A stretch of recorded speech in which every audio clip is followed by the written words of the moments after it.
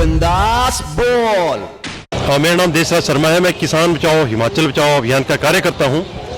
जिस तरह से नोटबंदी को लेकर एक तरफ जो जाली करेंसी और काला धन रोकने का मंसूबा है, लेकिन दूसरी तरफ हिमाचल प्रदेश के जो गद्दी हैं, गुज्जर है, किसान हैं या दस्तकार हैं, उनका करोड़ों रुपया जो है वो बर्बाद हो गया। उनकी खून पसीने की वो कमाई थी। ये ज़्यादातर घुमंतु लोग होते हैं और इनके ना तो बैंक अकाउंट होते हैं और ना ही ऐसे साधन है कि ये जिस इलाके में रहते हैं, आपके चंबा में, कांगड़ा में, लाहौल स्पीति, किन्नौर, मंडी के जो पहाड़ी इलाके हैं, सिरमौर के पहाड़ी इलाके हैं और शिमला के जो पहाड़ी इलाके हैं, उनमें बड़ी तादाद में हैं।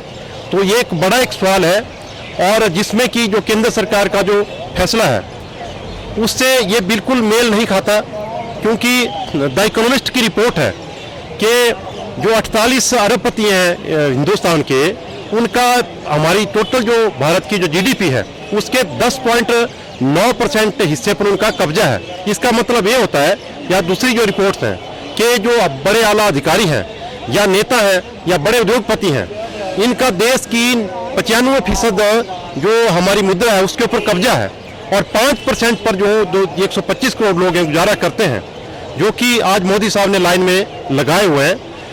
तो और दूसरी तरफ हम देखते हैं कि जो कालाबाजारी है, जमाखोरी है, वो इससे बढ़ेगी और एफडीआई को रास्ता मिलेगा, क्योंकि छोटे कारोबारी तबाह हो जाएंगे, उनकी मूल राशि खत्म हो जाएगी और साथ में महंगाई का जो बम इसके बाद फूटेगा उसको भारतीय जनमानस सहन नहीं कर पाएगा और लोगों की जेब में पैसा नहीं होगा। तब तक 2 महीने में रोजगार ठप हो जाएगा।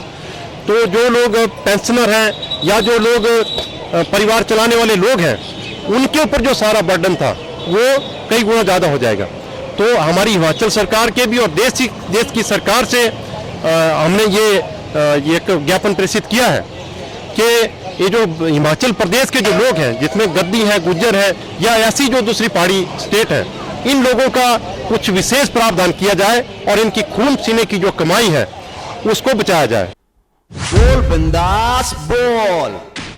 मैं इमरान मल्होत्रा, वरिष्ठ नागरिक, स्थायी निवासी, मंडी, हिमाचल प्रदेश। मैं चंद एक शब्द इस नोट बंदी के बारे में भी कहना चाहता हूं कि सबसे पहले इन्होंने वॉलंटरी डिस्क्लोजर स्कीम सरकार ने लाई,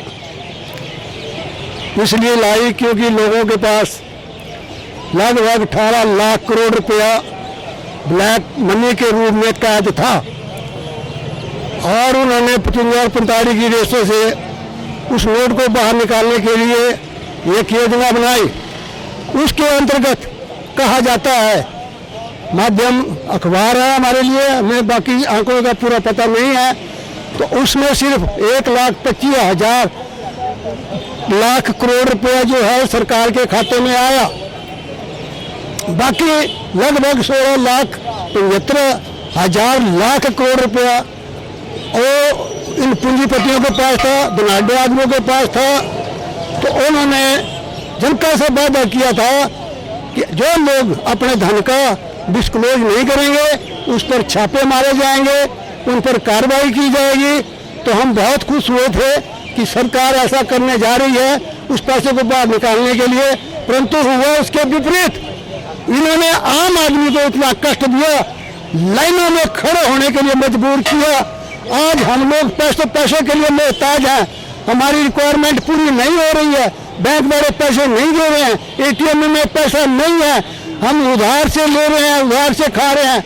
और इसलिए हमारी तो इतनी विनती है इस सरकार से कि ये जो आपने नोट बंद की है, गोलबंदी की है, इसको अविलंब वापस लिया जाए और स्थिति जो है जो पहले वाली स्थिति उसको बहाल किया जाए और उन लोगों पर सख्त कार्रवाई की जाए जो इसका धन के दोषी हैं। हमें कोई एतराज नहीं है, हम अगर ऐसा होता है तो हम उनके निर्णयों का स्वागत करेंगे। साथ साथ मेरी एक और विनती है सरकार से, और ये जो अपने मंडी म्यूनिसिपल काउंसिल है, इनको कई बार हमें कहा हमने कि यहाँ बेंच प्रोवाइड किए जाए, यहाँ वरिष्ठ नागरिक बैठते हैं और ये फैसिलिटी, ऐसी फैसिलिटी से भी ज़्यादा फैसिलिटी दूसरे देशों में है, परंतु इंडिया में हम लोगों को इग्नोर किया जा रहा है, वरिष्ठ नागरिकों को यहाँ बेंच तक प्रोवाइड नहीं किए जा रहे हैं। तो मेरी एक बार पुनः चेतावनी है इस म्यूनिसिपल काउंसिल को कि यहाँ अविलंब जो है बेंच प्रोवाइड किया जाए, नहीं तो भुगतान इसको सख्त से सख्त कार्रवाई का भुगतान भुगतना पड़ेगा। बोल बिंदास बोल। मेरा नाम अनिल शर्मा, को कन्वीनर इंटैक मंडी चैप्टर। भारतीय सांस्कृतिक निधि इंटैक्स का मतलब है Indian national trust for art and culture heritage. इसकी स्थापना गत 3 वर्ष पहले हुई थी और ये जो है इसका मुख्य उद्देश्य है अपनी संस्कृति को बचाने के लिए लोगों में जागरूकता फैलाना, लोगों को जागरूक करना। हमारी संस्कृति लुप्त होती जा रही है और अगली जनरेशनों को ये बताना है कि अपने हेरिटेज को, पुरातत्व को, चाहे वो किसी भी फील्ड में हो, चाहे वो फूड से संबंधित हो, ड्रेस से संबंधित हो या अपने त्योहारों से संबंधित हो। इंटैक लगभग 3 सालों में विभिन्न क्षेत्रों में जो है स्कूलों में हेरिटेज कंपटीशन और क्विज कंपटीशन और पंचभिक्षु एकादश का जो आयोजन पिछले साल हुआ वो भी इंटैक द्वारा शुरू किया गया था।